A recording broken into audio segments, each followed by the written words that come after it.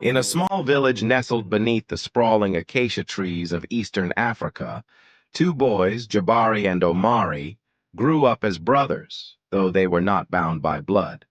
Their bond was forged in laughter, adventure, and shared dreams. They herded cattle together, raced barefoot through the savannah, and whispered their aspirations under the star-studded sky. Jabari, the elder, was calm and strategic, while Omari was fiery and ambitious. They complemented each other perfectly, earning the admiration of the entire village. The elders often remarked, "These two are inseparable, like the roots of the baobab tree." As they grew older, their paths seemed destined to intertwine. When the village chief announced his intention to step down, Jabari and Omari both dreamed of becoming the next leader. The role was not inherited, but earned through wisdom, courage, and the people's trust. The chief decided to hold a contest to determine his successor, a hunt for the legendary golden antelope, a creature said to bring prosperity to whoever captured it alive. Jabari and Omari, among other young men, eagerly joined the challenge. On the day of the hunt, they ventured deep into the forest together, relying on their years of teamwork. But as they tracked the antelope, Omari's ambition began to cloud his heart. He noticed how the elders favored Jabari's calm demeanor and wisdom. Fearing he would lose, jealousy crept into his soul like a serpent in the grass. When the golden antelope finally appeared, it was Jabari who spotted it first. As he raised his spear to gently corner the creature, Omari acted.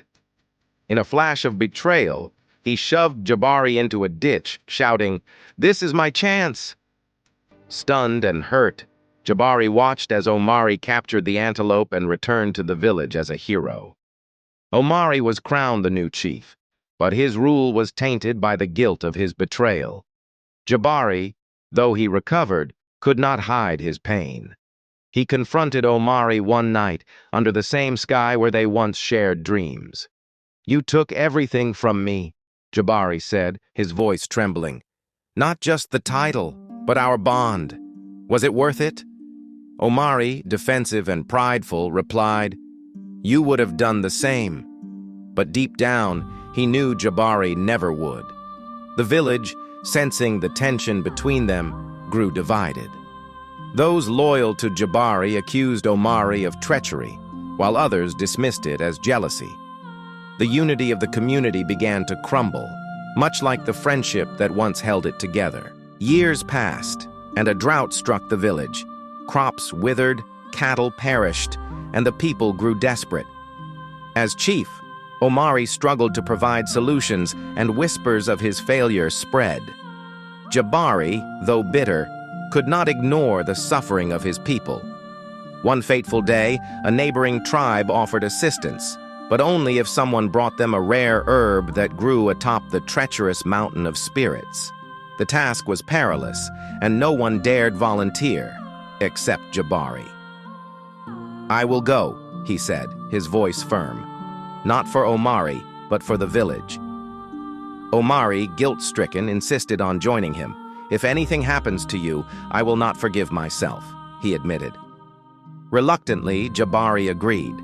The journey to the Mountain of Spirits tested them both. They faced wild animals, harsh weather, and their own unresolved anger. When Jabari slipped while crossing a narrow ledge, Omari caught him, risking his own life. "I won't let you fall again," Omari said, his voice breaking. In that moment, years of resentment began to dissolve.